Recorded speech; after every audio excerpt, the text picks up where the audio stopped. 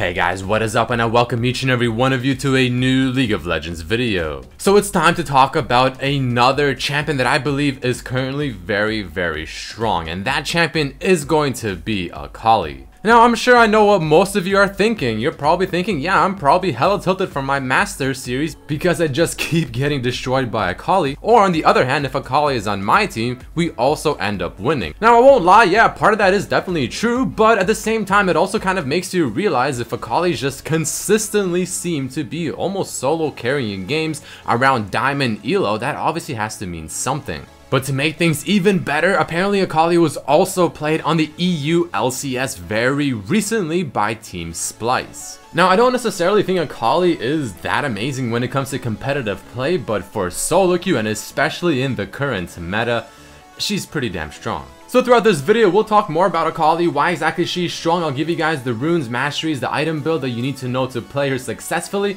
And I wouldn't even be surprised if I start playing her myself in the top lane or even maybe in the mid lane for my Journey to Master series. But right before we get further into the topic, the question of today's video is, which champion do you believe at the very moment for the current meta is overpowered? And if you end up enjoying this video, then let me know by hitting that like button. Alright, so Akali, let's talk more about her. Why right now? Why is she suddenly becoming stronger, and why is she slowly becoming more popular? Well, in my honest opinion, I feel like she was quite strong a while ago, ever since the changes to Gunblade happened, and ever since it just works the way it currently does. And even though I still don't think she's all that popular, the few times I do see her, she is insanely difficult to stop, and she, for the most part, tends to snowball the game quite successfully. But especially right now, and ever since the changes to the towers and the First Blood, in my opinion, early and especially the mid game has been much more focused. Champions that can maybe do decently well in the laning phase, or for instance Akali, once she hits level 6, she becomes probably at least 3 times stronger than before. She can easily start dominating her lane, she can have pretty decent teleports because of the huge range that her ultimate can cover. But for the most part, the main item that really just makes Akali just so insanely strong is the Gunblade, because even just getting the first part of it with the Hextech Revolver, that already gives her insanely high burst damage. But once she actually finishes the Gunblade, not only is the range on Gunblade in my opinion a little too big, I mean she can really use it pretty much the same range as her ultimates, but the damage on it and the burst that she can do, she can pretty much annihilate almost any non-tanky target in one rotation of spells as long as she is not severely behind. So that's easily one of the main reasons why she's so strong, and her mid-game power is just very high. But on top of all of that, her build path and the way she overall gets her items is extremely similar to that of Kennen. Yet another champion at the very moment, and especially in the current meta, is considered to be among the best just because of the sheer amount of damage and overall what they just can provide to their team in the mid game.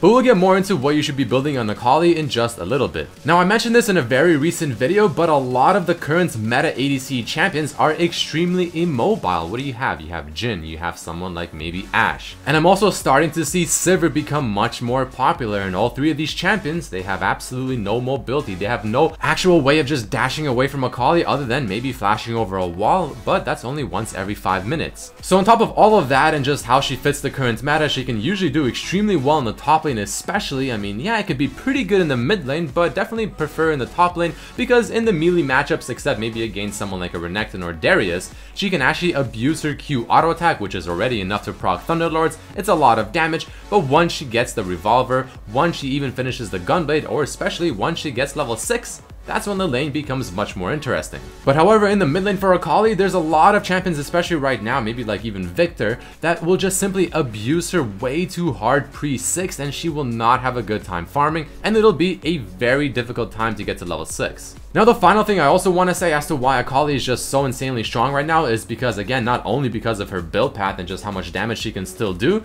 after you get your couple core items, which I'll talk about in just a bit, you can pretty much go straight defensive items, be abnormally tanky, or at least much more tanky than you feel like you should be.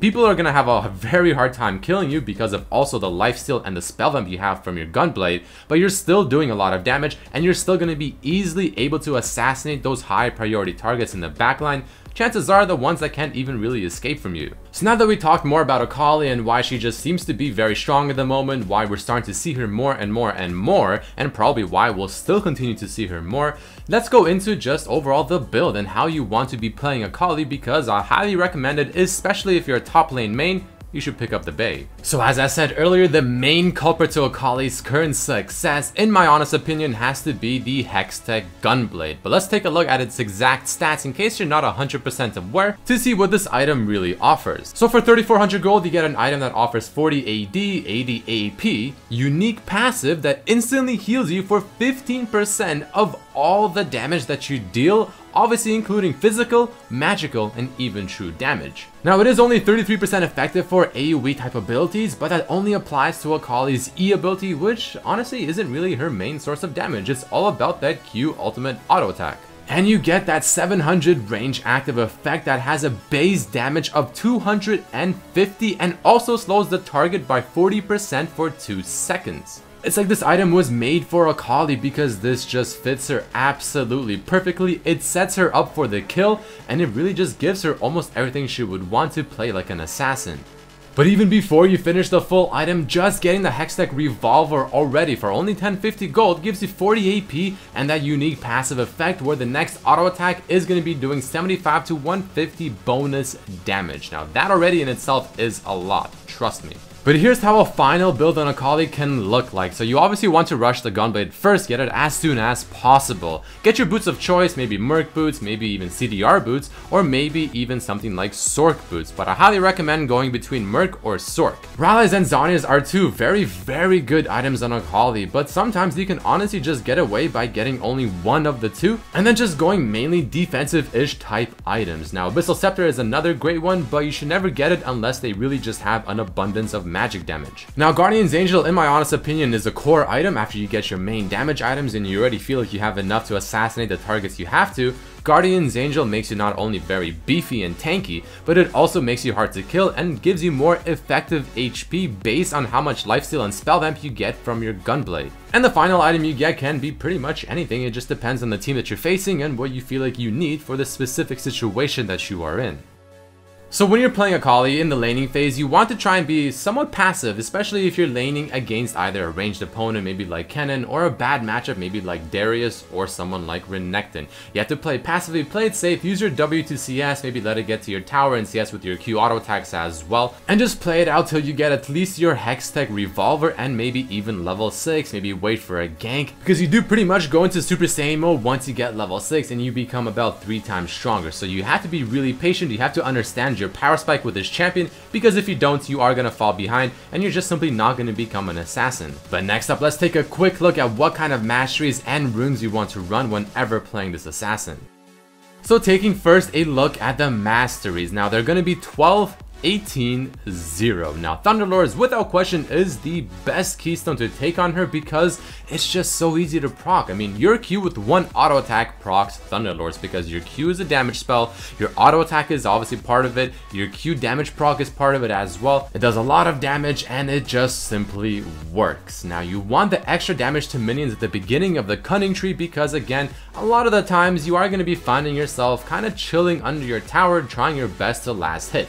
Luckily for you, this will make things a little bit easier, on top of also using your E ability once on the ranged minions to get them low enough to kill them once in one auto attack after one tower shot. Now the runes is where things get a little bit more complicated because there's just simply several different rune pages that can all work. So the one that I recommend for the most part is the one you see here, flat AD reds, flat AP quins, flat armor yellows or HP per level yellows depending on what you're facing, and then MR blues. But you can easily switch these reds out with instead maybe something like magic penetration or even hybrid penetration. Or on the other hand, you can even put in some attack speed in the reds or even put in some attack speed quints because attack speed on Akali helps you proc your first auto attack off of your ultimate to proc your Q mark that much faster. It really just comes down to personal preference and how you just feel you play better with the champion, so I do recommend maybe trying out the different types of rune options and just seeing which one do you like the most. But either way guys, that is about it for this video. I mean, there you have it, what I consider to be probably the new OP assassin in League of Legends. Yes, partially because I am a little salty from just getting absolutely analed by Akali's in my Journey to Master series over and over and over, and also winning whenever she's on my team. but it really does kind of open your eyes. It kind of makes you realize, you know what, I mean, there's got to be a reason as to why they just keep successfully carrying games and doing really, really well. Maybe this champion really is just becoming, once again, very strong. So, even though I believe Akali has been strong for a very long time, not many people have been picking up on it, but I feel like now, especially after seeing all those Akali games, it's going to become more and more popular as the days continue to pass, and you can definitely expect me to start playing her as well in my Journey to Masters series. But either way guys, that is about it for this video. If you did enjoy, let me know by hitting that like button. Make sure to tell me down in the comments below which champion do you believe to be the most overpowered at the very moment in this current meta. Make sure to subscribe if you haven't, share this with your friends, check out my other videos as well, especially my Journey to Masters series. But I thank each and every one of you for watching, and hope to see you for the next one. Peace.